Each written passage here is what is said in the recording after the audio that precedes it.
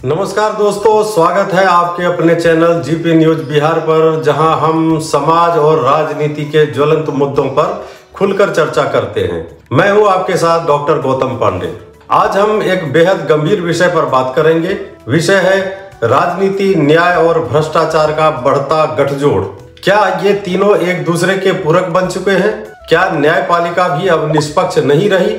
क्या जजों के विवादित फैसले और उन पर लगने वाले भ्रष्टाचार के आरोप न्याय प्रणाली की गिरती साख का संकेत है? और सबसे अहम सवाल, इससे आम जनता को क्या नुकसान हो रहा है? आइए इसे विस्तार से समझते हैं। राजनीति और भ्रष्टाचार का संबंध। भारत में राजनीति और भ्रष्टाचार का गठजोड़ कोई नई बात नहीं है। सत्ता में आने के बाद कई नेता जनता की सेवा करने के बजाय अपनी तिजोरी भरने में लग जाते हैं। घोटालों की लंबी सूची इसका प्रमाण है, चाहे वह 2G स्पेक्ट्रम घोटाला हो, कोयला घोटाला हो या हाल ही में चुनावी बॉन्ड से जुड़े विवाद। राजनीति में भ्रष्टाचार इस हद तक घुस चुका है कि अब चुनाव जीतने के लिए नैतिकता और जनता की भलाई से ज्यादा पैसा और बाहुबल मायने रखता है। कई अपराधी छवि वाले नेता चुनाव जीतकर कानून बनाने वाले बन जाते हैं, जिससे कानून का मजाक बनता है। न्यायपालिका की निष्पक्षता पर भी सवाल उठते हैं। न्यायपालिका को लोकतंत्र का सबसे मजबूत स्तंभ माना जाता है, लेकिन क्या यह अब भी निष्पक्ष बनी हुई है?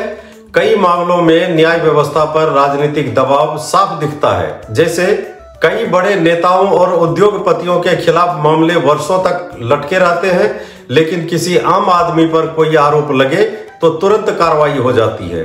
कई बार न्यायपालिका के फैसले भी राजनीतिक समीकरणों के हिसाब से लिए जाने के आरोप लगते हैं। हाल ही में कुछ जजों के ट्रांसफर और नियुक्तियों को लेकर भी सवाल उठाए गए हैं, जिससे न्यायपालिका की स्वतंत्रता पर संदेह पैदा होता है। लेकिन इससे भी ज्यादा चिंता का विषय है कुछ जजों के भ्रष्टाचार और विवेकहीन फैसले। जैसे जब जज ही संदेह के घेरे में हो। जज के घर से जली हुई भारतीय करेंसी का मिलना। हाल ही में एक जज के घर से जली हुई भारतीय करेंसी के बंडल मिलने की खबर ने पूरे देश को चौंका दिया। सवाल यह उठता है कि आखिर क्यों एक न्यायाधीश के घर में नोट जलाए गए? क्या यह भ्रष्टाचार से जुड़े किसी मामले को छिपाने की कोशिश थी? जब न्याय देने वाला ही भ्रष्टाचार के आरोपों से घिरा हो तो जनता किस पर भरोसा करे? नाबालिग लड़की के साथ जबरदस्ती करना अपराध नहीं। एक और चौंकाने वाला मामला तब सामने आया जब एक जज ने फैसला दिया कि किसी नाबालिग लड़की के साथ जबरदस्ती करना अपराध नहीं है। यह बयान समाज में गलत संदेश देने वाला है और महिला सुरक्षा के लिए खतरा पैदा करता है। अगर न्यायपालिका से इस तरह के फैसले आएंगे तो अपराधियों के हौसले कैसे नहीं बढ़ेंगे? क्या ऐसे न्यायाधीश को अपने पद पर बने रहने का अधिकार है? हाई कोर्ट के जजों की विवेकहीनता। हाल ही में सुप्रीम कोर्ट ने एक हाई कोर्ट जज के फैसले को पलट दिया, जो कानून और न्याय के मूल सिद्धांतों के खिलाफ था। यह सिर्फ एक मामला नहीं है, बल्कि कई बार ऐसा हुआ है जब उच्च न्यायालयों के फैसले न केवल तर्कहीन पाए गए, बल्कि सुप्रीम कोर्ट को उन्हें खारिज करना पड़ा। अब सवाल यह उठता है कि अगर कोई हाई कोर्ट का जज विवेकहीन फैसले देता है तो उसे उस पद पर बने रहने का अधिकार क्यों दिया जाता है? क्या ऐसे जजों की जवाबदेही तय होनी चाहिए? क्या उनके फैसलों की समीक्षा कर उन्हें बर्खास्त करने की कोई प्रणाली होनी चाहिए? जानते हैं कि इस प्रकार की कार्यप्रणाली का जनता पर क्या प्रभाव पड़ता है। इसका जनता पर बहुत प्रभाव पड़ता है। जैसे न्याय की धीमी प्रक्रिया। जब न्यायपालिका खुद विवादों में घिर जाती है तो आम जनता के लिए निष्पक्ष न्याय पाना मुश्किल हो जाता है। लोकतंत्र की कमजोरी। जब न्यायपालिका और राजनीति के बीच सांठगांठ हो तो यह लोकतंत्र की बुनियाद को कमजोर कर देता है। भ्रष्टाचार को बढ़ावा।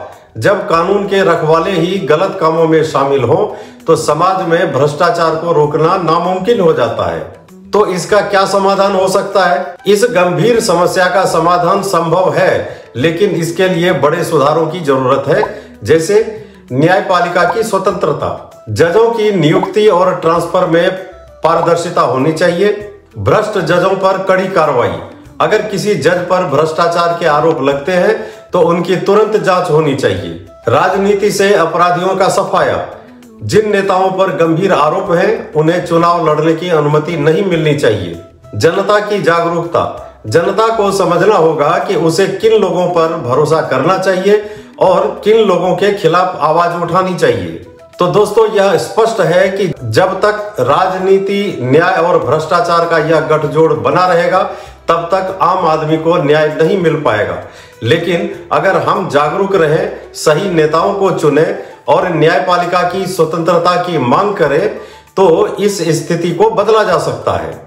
आपका क्या विचार है? क्या राजनीति और न्यायपालिका का गठजोड़ तोड़ा जा सकता है? क्या भ्रष्टाचार में लिप्त जजों के खिलाफ सख्त कार्रवाई होनी चाहिए? अपने विचार कमेंट में जरूर बताइए और इस वीडियो को लाइक करें, शेयर करें और चैनल को सब्सक्राइब करना ना भूलें। मिलते हैं अगले वीडियो में, तब तक के लिए जय हिंद।